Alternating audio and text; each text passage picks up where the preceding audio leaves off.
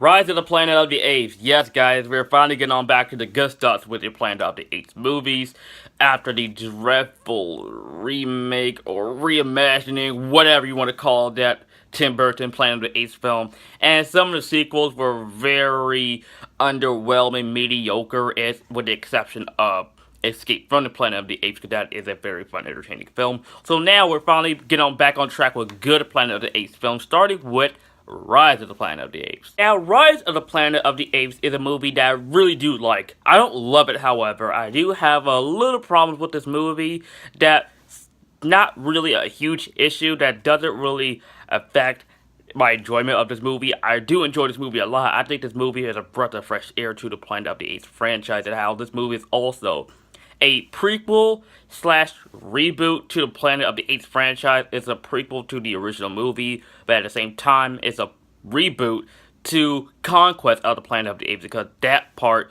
just when the apes take over the city, I think that's when the Conquest of the Planet of the Apes starts come in. And I think this movie is what Conquest of the Planet of the Apes should have been. It's a great story, and give me like a more interesting story. Don't have apes coming out of the blue like, oh, here are apes, like Conquest of the Planet of the Apes. No, just give me more of a straightforward story and have a real prequel to the Planet of the Apes, and no timeline confusion, none of that stuff that I had with the sequel. Now, the first hour of this movie I loved. I loved the bonding relationship between Caesar and Will, James Franco's character. I just loved how we get to see Caesar grow throughout the beginning, the first half of this movie, until from a baby ape to a full-grown ape, I guess.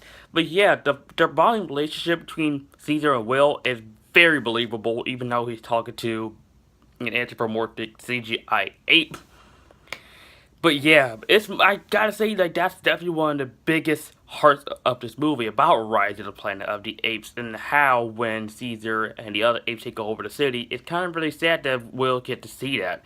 But speaking of father-son relationship, I also do love the relationship between John Lithgow's character and Will, the father-son relationship in this movie. I thought that was very great. This movie had a lot of heart to it. That's what I do love about Rise of the Planet of the Apes. Now, the prequel reboot part of this movie kind of reminds me of the 2009 Star Trek film, that both movies are prequels and reboots at the same time from the original 1960s source material, and how both movies injected new life into the franchise, and how made the franchise more mainstream than it already was back in the day. And this movie did a good job at getting people more interested in the Planet of the Apes franchise. For those of you who haven't watched the original film, because if you haven't watched the original film,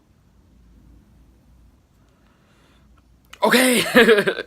Yeah, but I thought Rise of the Planet of the Apes, I thought that the heart of this movie is very great, and there are the things in this movie that I really do like. The whole science part of this movie I thought was very interesting, how they see these apes could be very intelligent, and I thought that aspect of the movie where the humans talk about the apes and stuff too, how they be used as lab rats and experiments and stuff too, that part of the movie itself was very interesting. I thought that could be one of the reasonings of how the apes can one day take over the human world. And that part of this movie really made me go, so this how it happened, okay.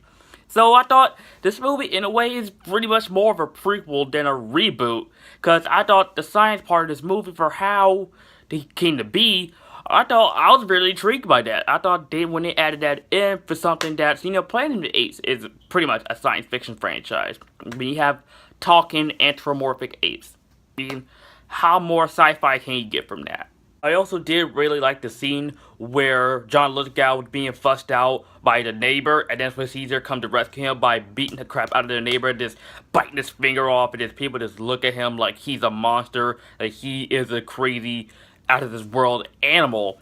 And I'd love the look and the reaction on their faces, seeing that they see Caesar as a threat to these people, to the world. I thought that is a very good sort of like foreshadowing for this movie towards the end of this film. Caesar is now in prison with all these other apes, and Caesar is now trying to learn how to blend in with his environment with all these apes. Now he's taken away from Will, and now he's around about all these apes. And Rocky comes up to him and takes off his shirt and is trying to basically tells him that he's part of them now. He's no longer with the humans. And I thought there was also a great scene in this movie where he's talking to Maurice, the orangutan, and they're having a talk about apes stay strong together, and they're planning on trying to escape or break out of the prison that they are in. I thought that when they have sign language, I thought that scene definitely plays a great part in his film.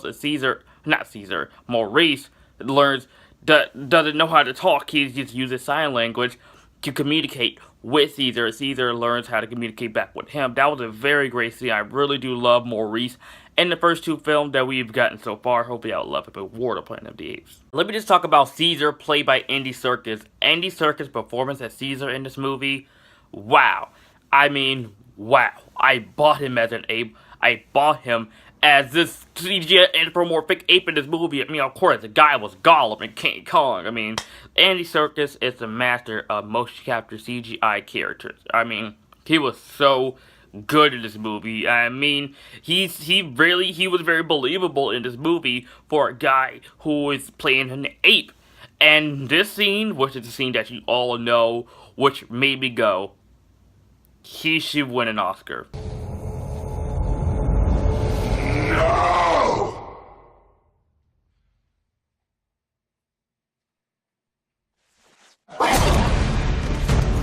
Like, that scene alone is the real reason why Andy Serkis is one of the most underrated actors out here in Hollywood. I mean, if he does not get nominated for an Oscar for War of the Planet of the Apes, then I'm gonna start a riot. I mean, Andy Serkis, like, come on, Academy Awards, nominate this man for Best Actor, Best CGI Motion Capture work. Just do it. Do it. Do it. It's like, no, just play it. But anyways, Caesar was great. Andy Serkis was great in this movie. And let's talk about the revolution, the final act, because it is pretty awesome. The final act of this movie where the apes take over San Francisco and they're taking out all the humans, throwing all these weapons and helicopters and cars, taking out all the police and crap. That is some goodness I wanted to see in the Planet of the Apes movie in a long time, ever since Conquest of the Planet of the Apes.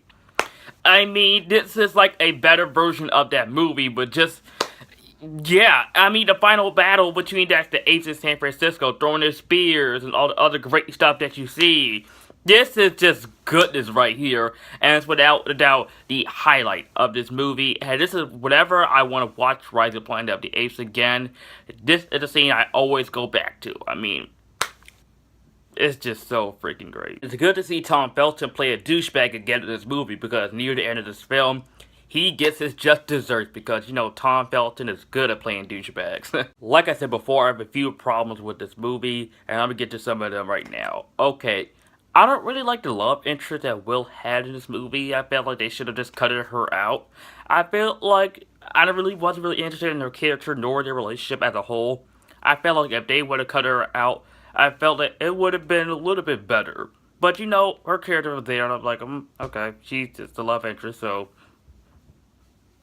yeah. Also, when Will's father died, and his reaction when he wakes up out of bed, he finds his dead body, I was just like, oh, like, he was just looking at him, like, oh, my father's dead. Like, I was like, oh, yes, he doesn't. I mean, like, have some more emotion to it, add some more weight into that. Like, I thought that was just very, very weak how they did that. Also, I think the CGI could have been improved in this movie. Thank God it did when we saw Dawn of the Planet of the Apes, because the CGI in that movie was amazing. But the CGI in this movie I thought was a little bit noticeable and fake at some scenes when it comes to the apes. But, you know, it didn't take me out of the movie. I thought it was like, that could have been a little bit better. But overall, Rise of the Planet of the Apes was a fresh new start to this franchise and made people love this franchise again after the mediocre sequels and the abysmal reimagining, or should I say, of the original Planet of the Apes film, and made people why we loved apes to begin with, because they're awesome. I'm gonna give Rise of the Planet of the Apes a B+. Thank you so much for watching, guys, for my review of Rise of the Planet of the Apes. And stay tuned for my last segment of my Planet of the Apes reviews. And that is Dawn of the Planet of the Apes. And that movie is... whew, yeah, that is a great movie, but... Anyway, thank you so much for watching, and let me know what you think of Rise of the Planet of the Apes in the comment section down below. And as always, guys, if you are new to my channel, like this video, comment, subscribe, and I'll see you guys next time.